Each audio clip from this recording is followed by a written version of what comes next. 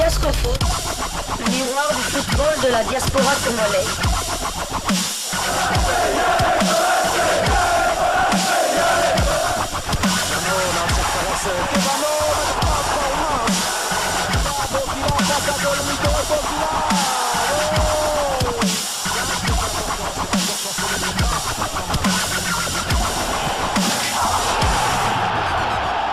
Diascofoot, le miroir du football de la diaspora congolaise. Vous êtes en train de suivre Diascofoot, le miroir du football de la diaspora congolaise. Diascofoot du 26 décembre 2022, donc au lendemain de la fête de Noël. Diascofoot profite de l'occasion pour vous souhaiter également un joyeux Noël en attendant les fêtes de fin d'année. Vous savez, dans Diascofoot, il n'y a pas de jour férié et nous allons commencer ce numéro de Diascofoot par la Turquie et la première division turque où Arthur Masuaku a été passeur, le passeur qui a évité la défaite de Beşiktaş, leur club. Le Beşiktaş Istanbul a arraché un nul, un but partout à Gaziantep en revenant à la marque à la 86e minute grâce à une passe décisive d'Arthur Masuaku, remplaçant au coup d'envoi. Ces derniers et son compatriote Jackson Muleka sont montés en jeu à la 67e minute de jeu pour essayer de sauver quand même les meubles, de sauver un point parce que la victoire était déjà mal embarquée, le match nul aussi était mal embarqué, mais encore possible. Et Arthur Masuaku a délivré la passe décisive qui a permis au Beşiktaş d'égaliser et donc voilà de ramener le point du match nul, un but partout. Toujours en Turquie, pour le compte de la 13e journée de la Première Ligue, toujours la Super League plutôt, c'est la première division turque. Konyaspor, l'ancien club de Paul José Mpoku, a partagé 2 buts partout avec Alanyaspor, le club actuel de Arnaud Lusamba et ancien club de Fabrice Ntsakala. Arnaud Lusamba a joué toute la rencontre, deuxième titularisation consécutive pour Arnaud Lusamba. Alanyaspor est 9e de la Super League turque avec 4 victoires, 6 nuls, 5 défaites, 21 buts marqués, 26 buts encaissés. Arnaud Lusamba a un temps de jeu de 543 minutes, un but marqué sur 1440 minutes possibles, 12 matchs joués sur 16 matchs possibles. Le prochain match d'Alanyaspor en Super League turque concernera la 14e journée. Alanyaspor va recevoir Kayserispor le mercredi 28 décembre 2022, le 15h heure de Kinshasa, 16h heure de Lubumbashi, au Banseir School Arena. Toujours en Turquie, mais pour le compte de la 18e journée de la deuxième division, la rencontre qui est opposée, les Gençler Birliği à Bandırmaspor s'est terminée sur la victoire à l'extérieur, 2-5 de Bandırmaspor, et Rémi Mulumba, qui est capitaine de Bandırmaspor, a joué toute la rencontre pour la 3e fois consécutive, 6e titularisation consécutive, donc pour Rémi Mulumba. Isaac Chibango n'était pas sur la feuille de match.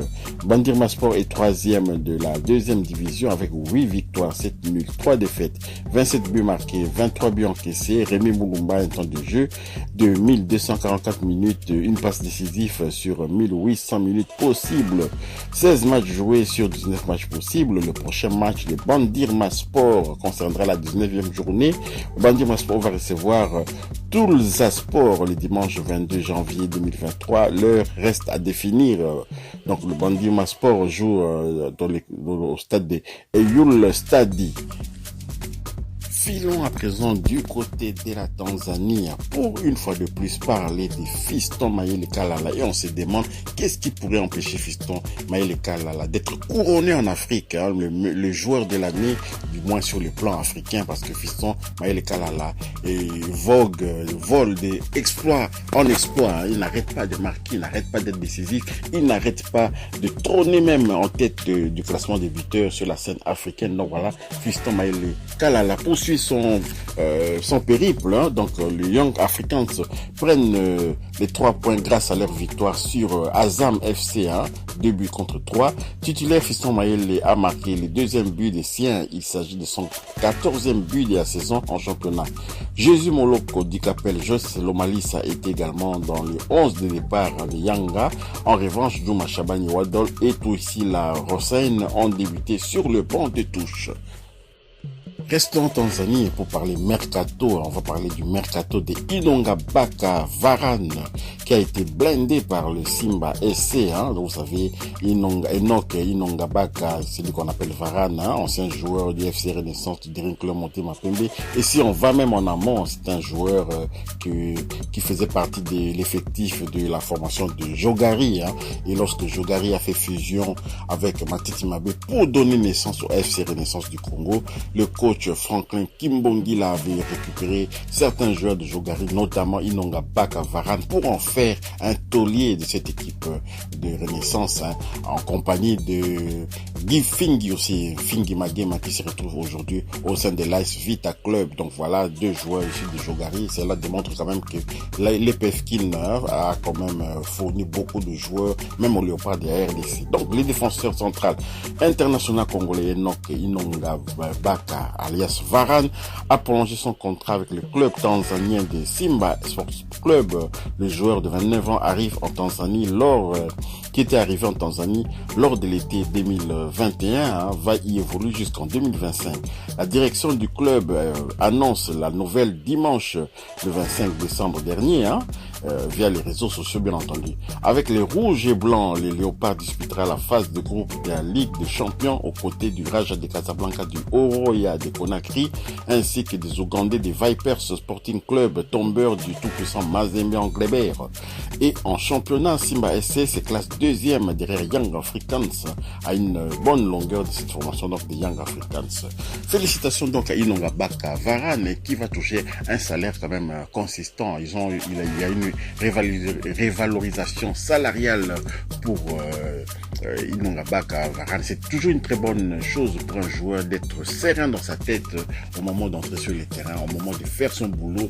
Il est professionnel désormais, il joue du côté de la Tanzanie, mais c'est un championnat professionnel bien sponsorisé, bien organisé. Terminons ce numéro de Diasco Foot du 26 décembre 2022 par l'Arabie Saoudite. Vous savez, quand on parle d'Arabie Saoudite, on pense directement à notre ministre de la Défense, Marcel Tisserand, qui avait essuyé une défaite mémorable il y a quelques jours contre la formation de Al Hilal. Vous savez, la formation d'Al Hilal d'Arabie Saoudite, c'est quand même les leaders. D'abord partager, aussi de liker, de commenter et d'activer la petite cloche de notification. Elle vous permettra de ne pas manquer les prochains numéros de Diasco Foot que nous mettrons en ligne. Abonnez-vous aussi pour ceux qui ne sont pas encore abonnés à Diasco Foot, les miroirs du football de la diaspora congolaise. Diasco Foot vous dit au revoir.